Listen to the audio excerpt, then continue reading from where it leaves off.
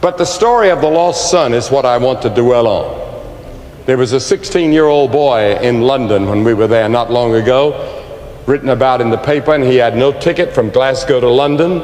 He was a runaway, running away from home in search of the bright lights and the life in London.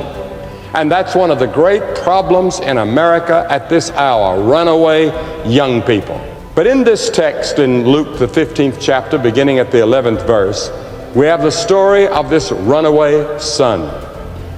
And it's a picture of God loving and searching, a picture of a man away from God. And it's one of the tenderest and greatest stories in all the Bible.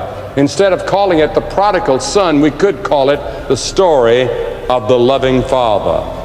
He loved his two sons. He loved his family. This father had a farm, and there was a great deal of love and discipline and faith in God in that home. But this young man was dissatisfied with it. He didn't like it. So he goes to his father and he says, "Father, I want to leave home. I want to go out on my own. I'm old enough now. And I want to go out and see a little bit of life.